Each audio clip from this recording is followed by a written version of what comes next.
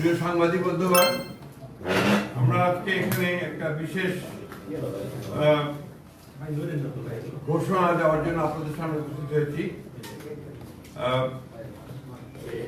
গণ অধিকার পরিষদের সাধারণ সম্পাদক জনাব মোহাম্মদ রাশেদ খান, তিনি বাংলাদেশ জাতীয়তাবাদী দলে যোগ দিচ্ছেন এবং বাংলাদেশ জাতীয়তাবাদী দল সিদ্ধান্ত নিয়েছে যে ঝিনাইদহ 4 আসন, যেটা ঝিনাইদহ সদর এবং কালীগঞ্জ থানা নিয়ে, এই আসনে মোহাম্মদ রাশেদ খানকে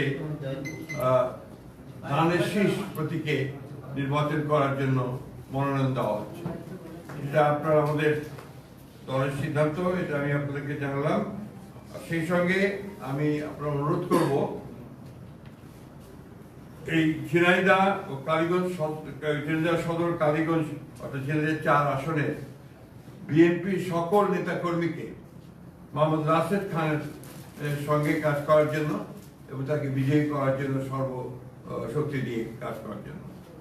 এখন রাশেদ খান বলবেন, তারপরে বলেন কিছু কথা।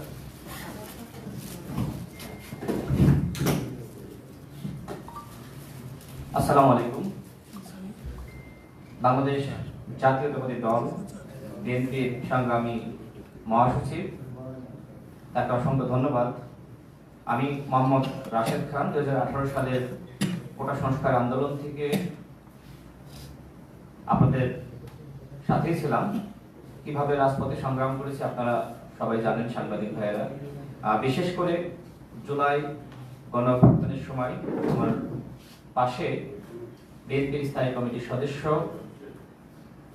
জনাব সালাউদ্দিন আহমেদ এবং আমি রাশেদ খান, গণ অধিকার পরিষদের সভাপতি নুরুল হক নূর, আমরা 3 জন একসাথে এই আন্দোলন সংগ্রাম সমন্বয় কাজ করার সুযোগ হয়েছে এবং আমাদের সংগ্রামী মহাসচিবের সময় তিনি গ্রেপ্তার হন। বিএনপির সংগ্রামী মহাসচিব আমাদের সালাউদ্দিন আহমেদ ভাই, তিনি ইন্ডিয়া থাকলেও এই আন্দোলনকে যেভাবে সমন্বয় করেছেন, এবং আমার ভূমিকা সম্পর্কে আসলে আমি বলতে চাই না, সালাউদ্দিন আহমেদ ভাই তিনি জানেন, তিনি বলবেন। আমি এতটুকু বলতে চাই, বাংলাদেশ জাতীয়তাবাদী দল গণমানুষের অধিকার প্রতিষ্ঠায় লড়াই সংগ্রাম করছে এবং শহীদ প্রেসিডেন্ট জিয়াউর রহমান, যাকে আমি নিজের আদর্শ হিসেবে মনে করি, বর্তমানে বিএনপি নেতৃত্ব দিচ্ছে জনাব তারেক রহমান, তিনি আমাকে অত্যন্ত স্নেহ করেন, ভালোবাসেন। ফ্যাসিবাদ বিরোধী আমল থেকে তার সাথে আমার সম্পর্ক। আমি মনে করি নতুন বাংলাদেশ গঠনে তার নেতৃত্ব দেশ এবং জনগণের জন্য অত্যন্ত প্রয়োজন। আমি বিশ্বাস করি সংস্কার, বিচার এবং সুষ্ঠু নির্বাচনের ক্ষেত্রে জনাব তারেক রহমান গুরুত্বপূর্ণ ভূমিকা রাখবেন। আমি রাশেদ খান আজকে বিএনপিতে যোগদান করেছি এবং জনাব তারেক রহমানের নেতৃত্বে ইনশাআল্লাহ দেশ এবং জনগণের জন্য সংগ্রাম করে যাব, কাজ করে যাব। আসসালামু আলাইকুম।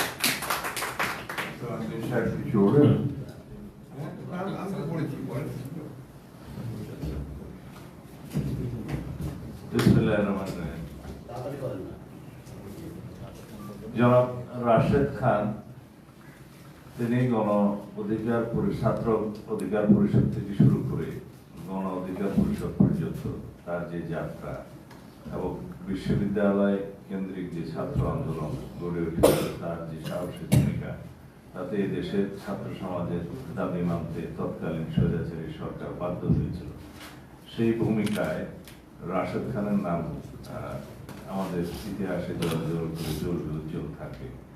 গণ অধিকার পরিষদের সভাপতি নুরুল হক নূর এবং রাশেদ খান বিগত 24-এর ছাত্র গণ অভ্যুত্থানে যে সাহসী ভূমিকা রেখেছে তা আমি জানি, তার মুখেও শুনেছেন, এবং তারা জীবন বাজি রেখে অনেক পদক্ষেপ নিয়েছিল ফ্যাসিবাদ বিরোধী গণতান্ত্রিক আন্দোলনে ফ্যাসিবাদকে হটানোর জন্য।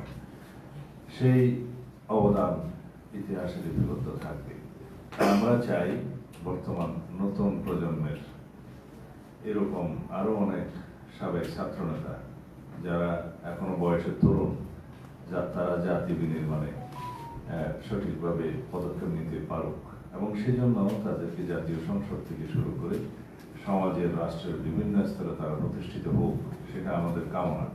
আমরা আগেও বলেছি অনেকবার, আগামীর বাংলাদেশ হবে মেধাভিত্তিক, জ্ঞান নির্ভর, প্রযুক্তি নির্ভর বাংলাদেশ। এবং সেই ক্ষেত্রে এই স্লোগানকে শুধু স্লোগানের মধ্যে না রেখে কার্যকরভাবে আমরা যাতে এই তারুণ্যের ভাবনাকে ধারণ করতে পারি এবং মেধা ও প্রযুক্তি নির্ভর, জ্ঞান নির্ভর বাংলাদেশ করতে পারি, সেই লক্ষ্যেই আমরা রাশেদ খানকে আমরা স্বাগতম জানাচ্ছি, অভিনন্দন জানাই আজকে তার এই সিদ্ধান্ত। আশা করি রাশেদ খান জনসমর্থন নিয়ে জাতীয় সংসদে প্রতিনিধিত্ব করতে পারবেন ইনশাআল্লাহ। তো সেই ক্ষেত্রে তার ভূমিকা আগামীর বাংলাদেশে সর্বক্ষেত্রে ব্যাপকভাবে অবদান রাখতে পারবে বলে আমার মনে হয়। আবারও স্বাগত জানাই জনাব রাশেদ খান। গণ অধিকার পরিষদের জন্য কিছু বলবেন একটু কিনা? দাঁড়ান। আমার মনে হয় গণ অধিকার পরিষদ থেকে উনি পদত্যাগ করে এসছেন, তাই না? হ্যাঁ।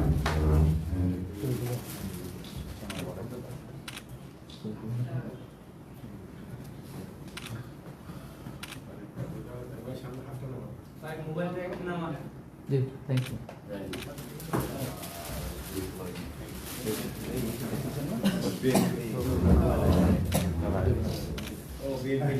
বক্তব্য দেবেন না?